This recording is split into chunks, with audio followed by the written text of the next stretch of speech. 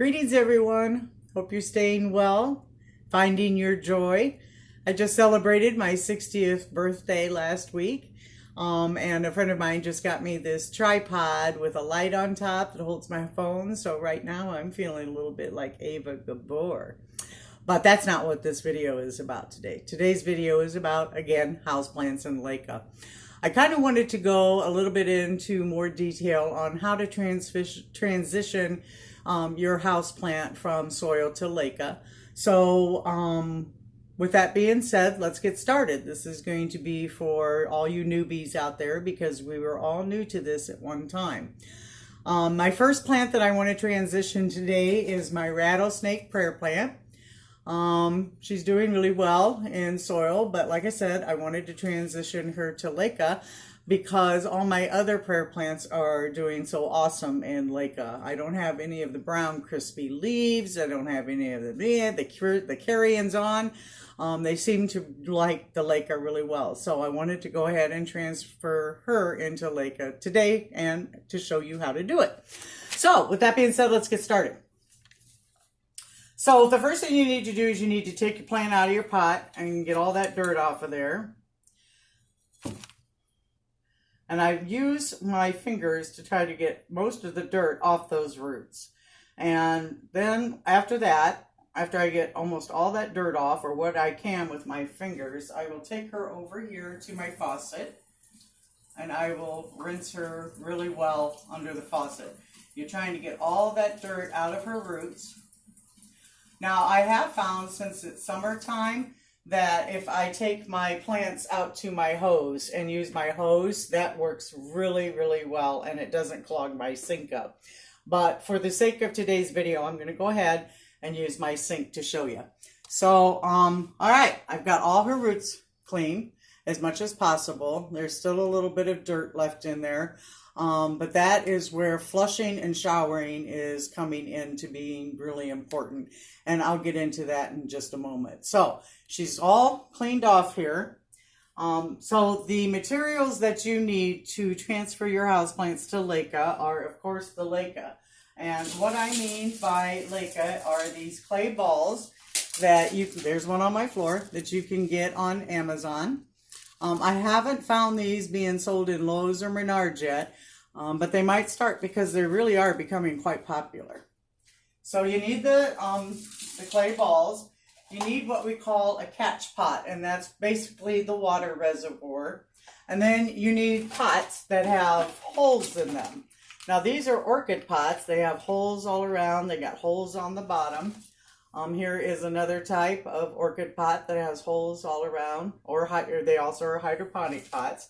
But my girlfriend just said that she uses cottage cheese containers that she has poked holes in there with a soldering iron or a glue gun, hot glue gun, or a knife, whatever. But you know, she puts holes all around, way around and on the bottom, and then she puts that into a really cute little catch pot, which is an awesome idea. Because the money that you save on buying pots, you can use for buying more plants. Exactly. So I'm all about that. So, okay, I got her all cleaned off there. And today I'm going to use one of these pots for her. Now, when you transfer over to Leca, it is just like, Leca is just like using soil. As far as you just put a little layer on the bottom of your pot. I'm going to put it to about there. And then you put your plant in there, and then you cover it up with the Leca, just like you do soil. Make sure all the roots are covered, that she's good and stable in there. Knock her down a little bit. And there you go. That's all there is to it. She's been planted. Now, the second step after you transfer her is what we call showering flushing. And this is extremely important to do once you... when you first transition your plants. And what I mean by showering is you just put her under the faucet and you let it run for about 30 seconds after the water starts draining out. Once you see the water draining out the bottom, let it run for about 30 seconds more. All right, and then you put her in a catch pot. Now you will do that at least once a day, if not every other day, when you first transition them. And then after that, you can do it about once a month, especially after you start fertilizing, which I'll get into in a moment. So you put her in her pot, and then you fill it up to about that. I usually fill it up to about that first hole. I fill my water up in my catch pot to about that first hole. And there you go. That's all you do with her. Now, like I said, I will flush her about once a day, if not every other day, for the first week, 2 weeks, just to get her good and transitioned in there. And also the flushing will get out any of that dirt that I might have left in those roots. So that's a really good idea to make sure you get good, clean Leca. Okay, she's done. Now, the second plant that I wanted to do, and she is, now don't laugh at her. She, you know what, I really have had it with this plant because, and I have noticed from a lot of the plant people on Facebook, they've had it with this plant too. My fussy little Fitona. See her? Now, I have noticed that she doesn't take starts very well. I can't get her to start for me, but I do cut her off when she gets thin and leggy, and then, you know, she'll get a little bushier. But I don't know. She's fussy Fitona, that's for sure. So today I'm going to take her out and let's transfer her to Leca. So, all right, with that, she's got a lot of roots. And what I do is I just work my fingers. Can you see that? I'm working my fingers in those roots to get all that dirt off. Now, she's got some long, thin, delicate roots. You see that? How her roots are kind of long and thin there? You can cut those off because they're going to be hard to get the dirt out of. So I'm going to cut those roots off to about there. Don't be afraid. Cut the roots. If they're long and stringy, give them a cut. And then I'm going to take her under here, and I'm going to give her a good rinsing under the water. Now, there are a lot of roots that I'm having a hard time getting the dirt off. Like I said, this is where taking her outside under the hose would work really well for her. Because, yeah, she's got a lot of dirt. Now, some people use a toothbrush to get that dirt off of there. But I just feel that her roots are just a little bit too delicate for that. So I'm just going to leave her just like that. But again, I'm going to make sure I flush her every day so that more and more of that dirt comes out of those roots. And then you just do it again. I'm going to use this catch pot. Put a layer in there.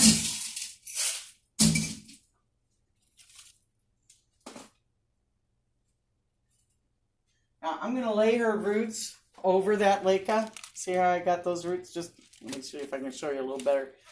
Got the roots just laying over the Leca. That's one nice thing about the Leca. It is light and airy enough that I'm not afraid I'm going to crush those roots.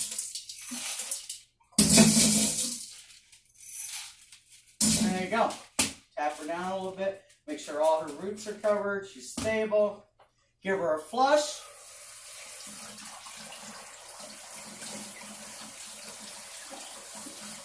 Like I said, you want to hold it under there for about 30 seconds. Put her in a catch pot. And with her, I think I'm going to add just a little bit more water to her. I'm going to go ahead and cover that first hole. The other ones, you know, I usually fill it up to the first hole, but her, I'm just going to make sure that first hole is covered because they like water. And maybe in my next video, we'll come back and check on her and see how fussy Fitona likes Leca because, yeah, she's fussy, all right. All right, that is basically how you go about transferring your houseplants to Leca. Make sure you have all your dirt off your roots. Make sure you rinse them well, and make sure you flush every day, if not every other day. So I kind of wanted also today to show you the different plants that I had transitioned, I guess about a month ago. And the first one that I have here is my TriStar prayer plant. And she has taken to the transition really, really well.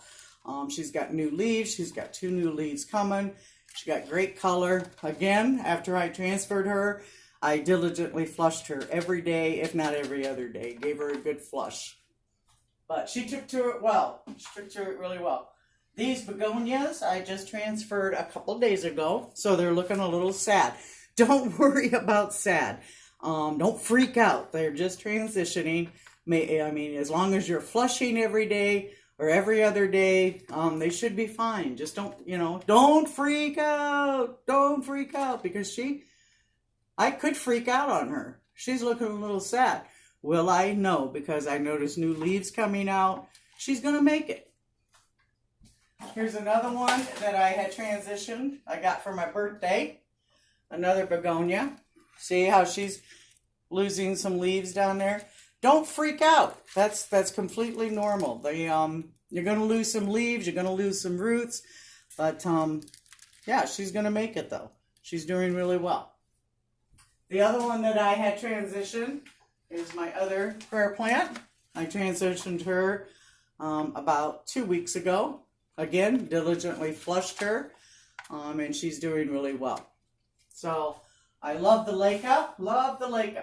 Now, someone asked me about growing their Swiss cheese in Leca. I say yes, the Swiss cheese loves it. I got roots coming out the bottom.